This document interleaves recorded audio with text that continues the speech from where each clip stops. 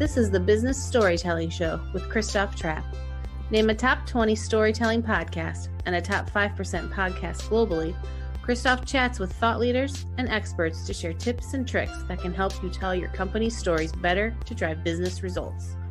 Available wherever you listen to podcasts, live streamed on major social media channels, and part of the DB&A television network. Available on most U.S. television sets and streaming on Roku and Amazon Fire. Here's Christoph with today's episode. Let's go. Hey, business storytellers. How's everyone doing? Today we want to talk about the power of short form video storytelling. Is this like a never-ending debate? Seriously, how long should content be? How short should it be? People's attention span is shorter than ever, shorter than a goldfish, whatever it might be. But it's still worth discussing. Should we use short form video? And what is short form video? Of course, some of you out there don't at me. We're doing a long podcast about the power of short form video storytelling, a long video podcast. Of course, check it out on Spotify. If you are listening on a podcast app, you can actually watch the video there. So to talk about that topic today, I have on the show Angela Myers. She's a freelance writer and social media manager. So I'm very interested to find out why this topic is important to her and what her thoughts are on short form video. Angela, welcome to the show. Give me a fist bump here. Boom. Hi, thank you so much for having me on the show. That is actually harder than it sounds, than it looks. Yeah.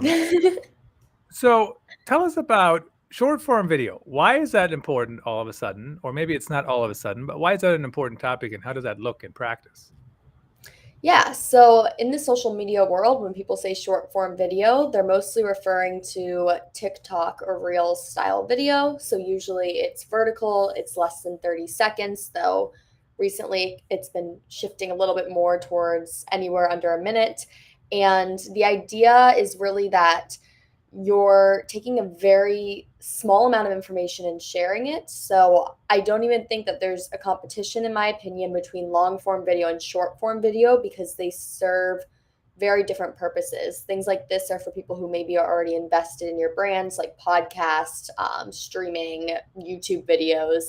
And short form video is kind of a handshake. So it's a way to kind of introduce someone to a small nugget about what your brand's about, in hopes that they will hopefully then either follow you on like TikTok or Instagram, or better yet, convert to your email list or to a platform that has more long form content. We always want people to sign up for our email list. I know that for a fact too. Email is not dead, my friends. So if you're saying that, stop it. So it's funny you say TikToks are like a handshake. And I was kind of thinking about that metaphor. I'm thinking, well, maybe it is a handshake, but maybe it's more like a passing by high five, like two people walk by and go, and then we give the next person a high five. But it's interesting because are they competing or are they not competing? I mean, my opinion seems to be a lot of times everything is competing with everything, right? Like if I'm reading Angela's blog post, I'm not going to have time to watch Christoph's TikTok, right? So where's that fine line between you have to compete with everybody, but it's also a new way of interact with people? Yeah, so I think I could see how you could see it as being more competitive. And I do think probably there's an argument to be made about our attention spans for watching longer videos is decreasing because of TikTok or Reels style videos.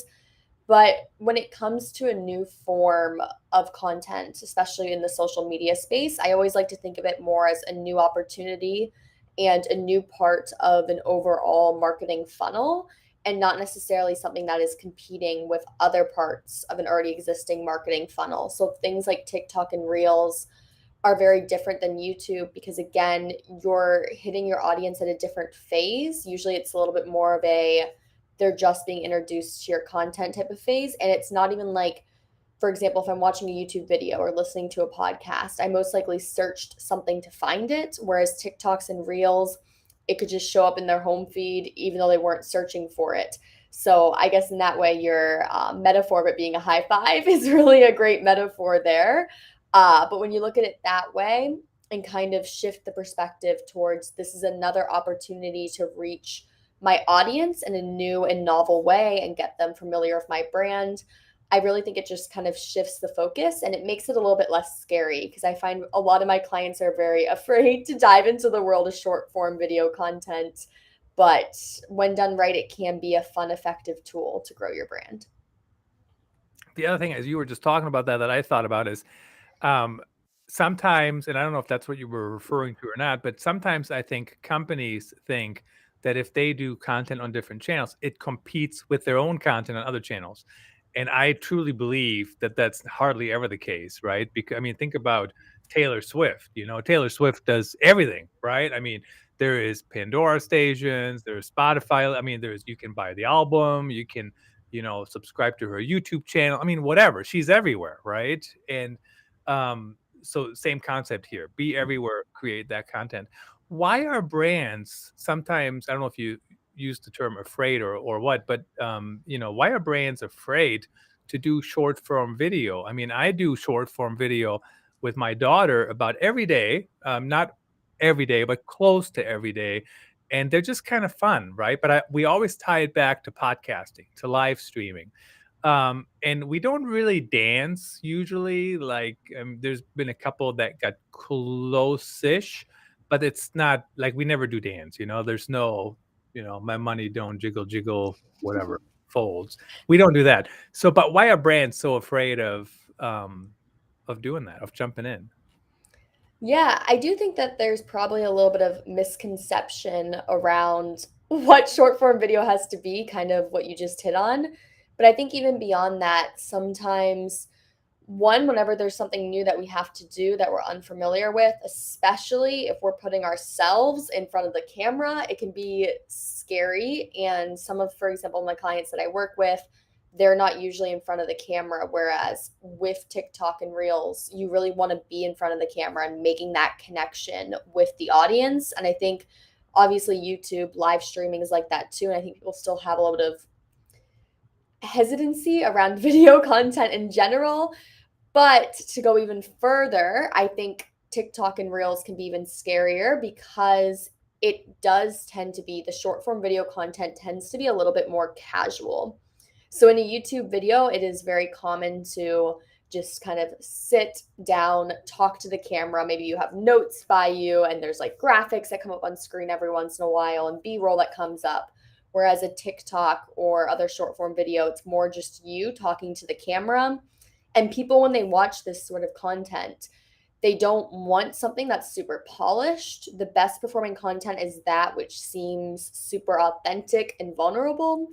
And naturally, we're not going to enjoy putting ourselves out there and being authentic and vulnerable, even if that is what's going to drive that relatability factor and really build that brand trust on in this genre.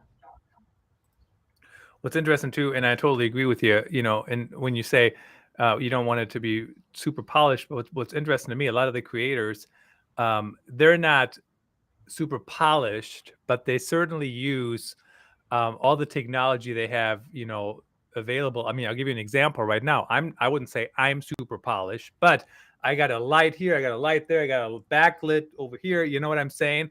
So I'm certainly using all the tools at my disposal to maybe not look polished, but to still look as good as possible to come across in the way I want to come across. Now, I do want to mention, Angela, you said that very nicely. On YouTube, sometimes companies just sit down and they talk at the camera. And honestly, people need to stop doing that too, because talking head videos, other than us having a fun conversation, it's just boring usually. Not always, but sometimes, many times. Now, when you focus on writing a lot, when we talk about short form videos, how important is writing, and how does writing look like when it comes to that kind of content asset? Yeah, so it's very similar, I would say, almost to copywriting in a lot of ways, because in copywriting, you're trying to get someone's attention really fast and convince them to take a certain action. And when I look at short form videos, it's a lot of times the same way. So it's kind of, you need to get someone's attention. You can't, sometimes, for example, in YouTube videos or live streams, you can have an intro, you can explain who you are. And on the short form content, you don't have as much time to do that. And usually saying, welcome back to my TikTok or welcome back to my Instagram, like, here's what we're going to talk about today, is not going to wow on those platforms. So you really have to pay attention to, how can I write something that's going to grab someone's attention? And a really good, quick and easy rule of thumb with that is videos that use the word you in the first 3 seconds, short form videos, are more likely to resonate with users, because we're all in it at the end of the day for ourselves. So if you can relate it back to the audience right away, that's a really great strategy. And it's also one of the main principles of copywriting. So it really is a very targeted, short way to communicate your message. And in that sort of platform, even though I don't think everyone always realizes it, having really effective writing is super important. So the you is, I mean, that's like from my nonprofit world days, it's here's how you can help your community. Here's how you. And of course, some people can overdo that. So while you were talking about that, I'm like, okay, so first of all, many of my short form video content is not, I'm not saying anything anyways, right? It's like a trending sound or something like that. But help me out here. So if I need to get the word you into a live stream or into a short form video clip, like what would I say? It's so good to see you. No, I mean, that's not it. But you know what I'm saying? Like, give me some examples of how I could achieve that.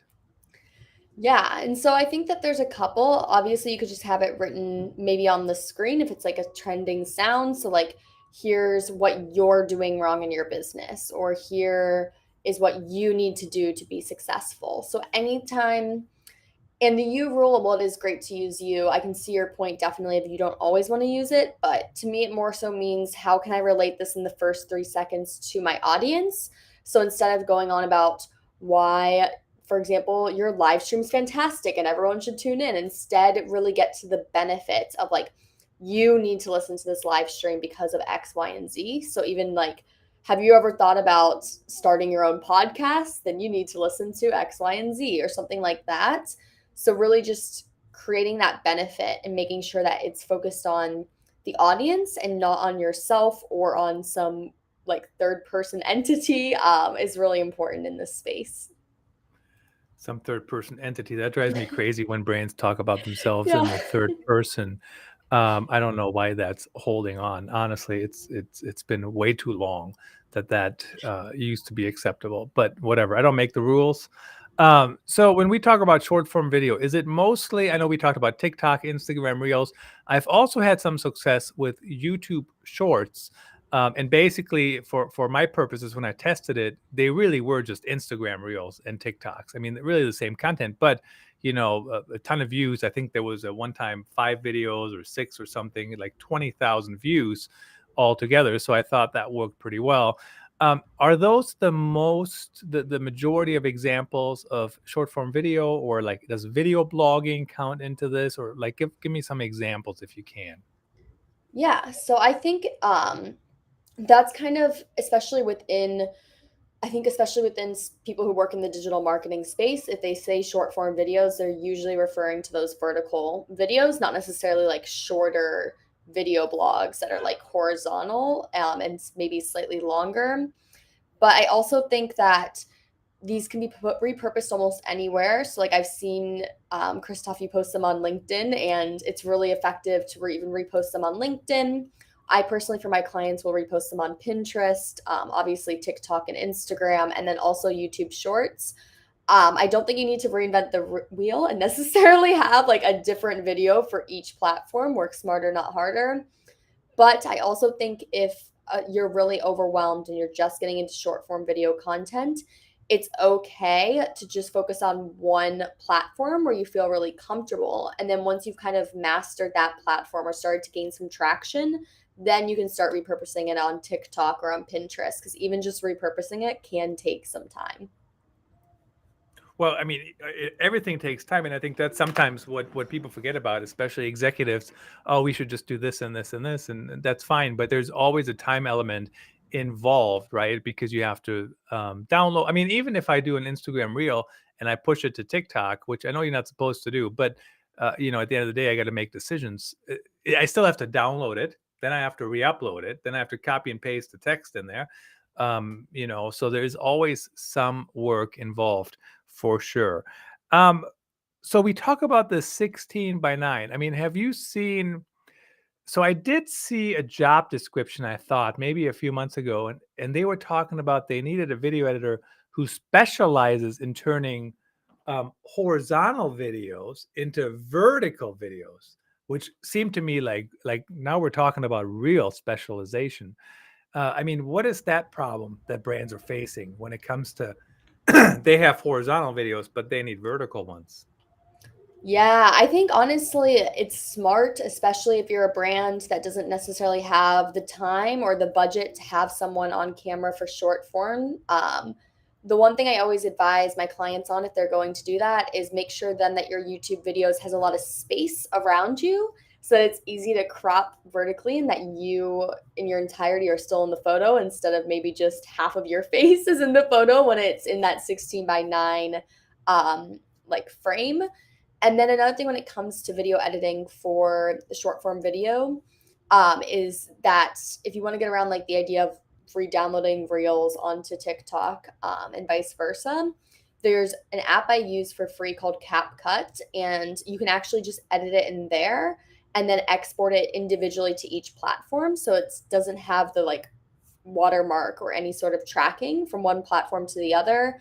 And that also gives you more capabilities. For example, if you yourself want to take vertical video and turn it into a 16:9, or if you want to add more graphics or add different text than the platforms give you. So it's a really interesting way to approach it. And I think as short form video becomes a little bit more developed than it is right now, we're going to start seeing more roles like that open up where it's someone who's just editing for short form content.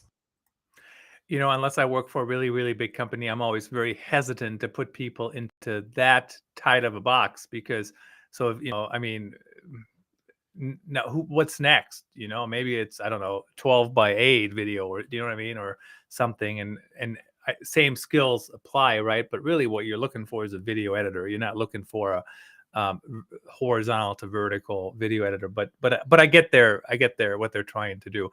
Now, what's interesting to me, Angela, and of course, people always try to put everybody in boxes, right? Like, so I've had people say to me, "Well, he's a blog writer." I'm not a blog writer, and then sometimes the people who know me, I mean, I write plenty of blogs, but I'm not a blog writer. And then sometimes the people that know me from the show, they'll say he's a podcaster or he's a live streamer. So it always people always try to figure out like what box does the dude go into.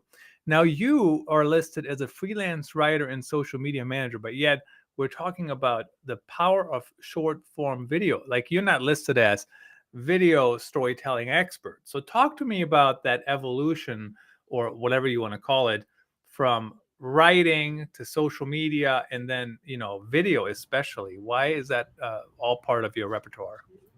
Yeah, so I actually think video came first. So I actually work as a content creator as well. So I create bookish content and partner with some of the publishing houses when new books come out, to create TikToks and Instagram Reels. So that's kind of where I got my start, was actually working on my own social media account. And then I really liked it. And I had a degree in professional writing and rhetoric. My first job out of college was in writing.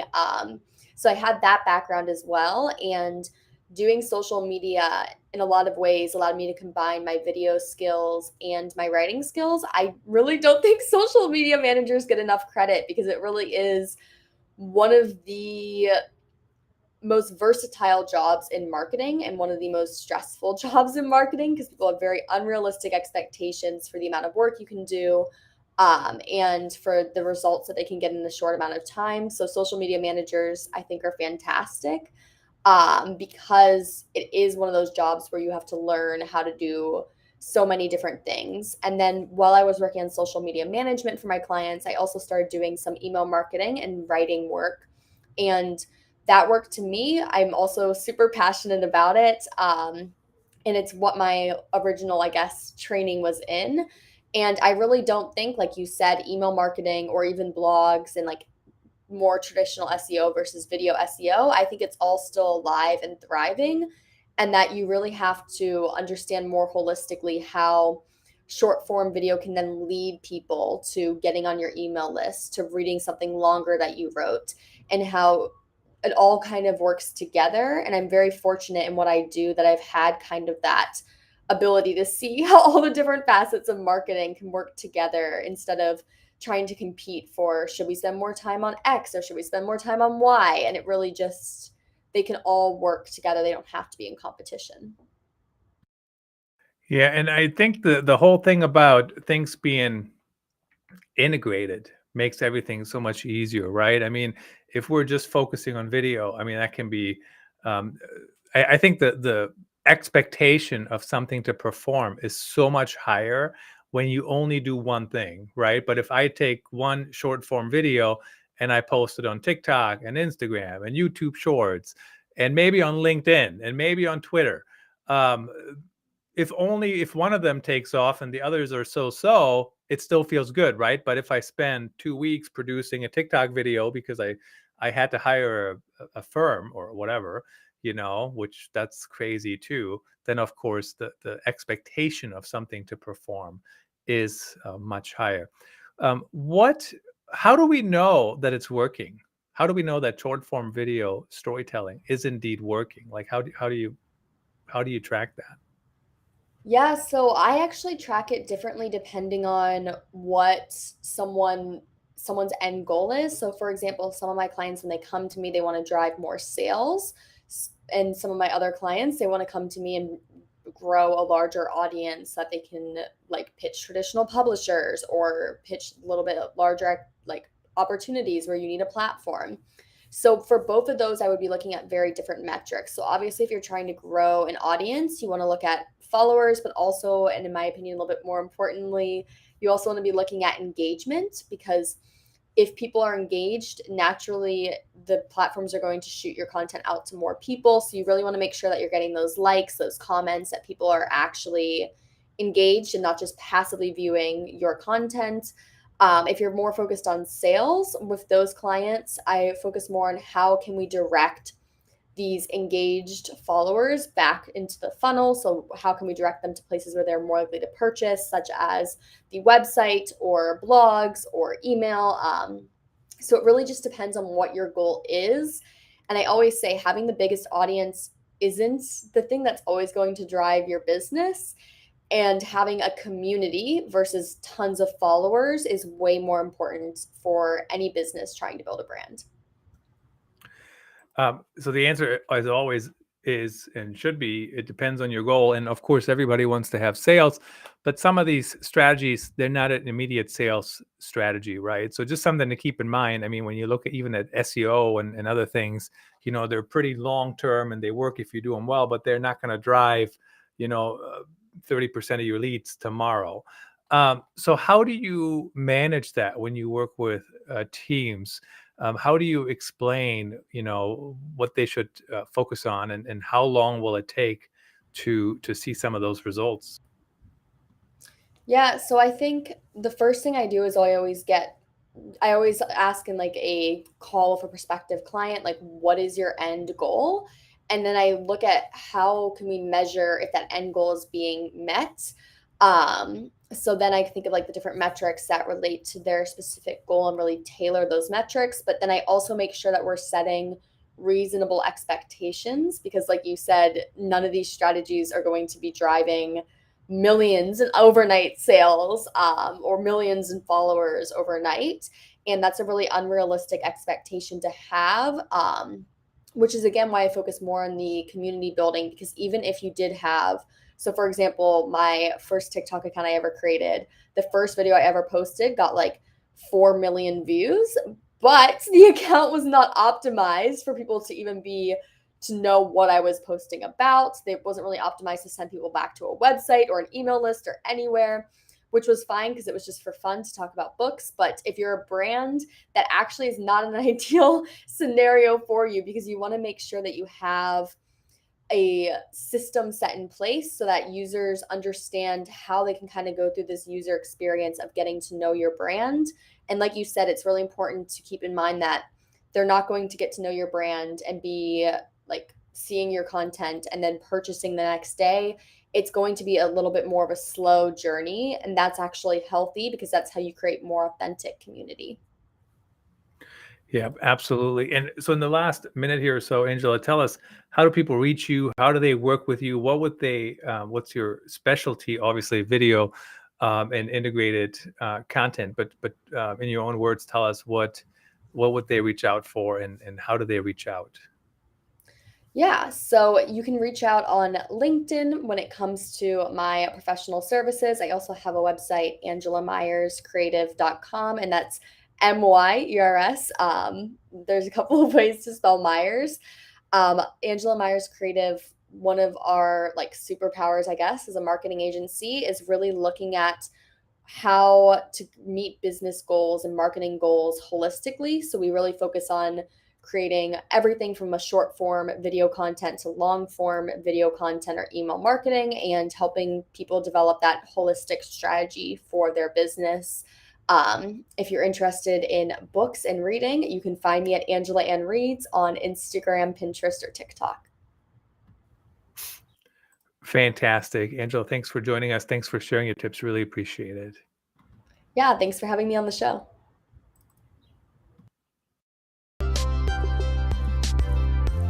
That's a wrap. Thanks for tuning in. Please rate and review our show on your favorite podcast channels. And don't forget to share this episode with your networks. We appreciate you. Until next time, let the best stories win.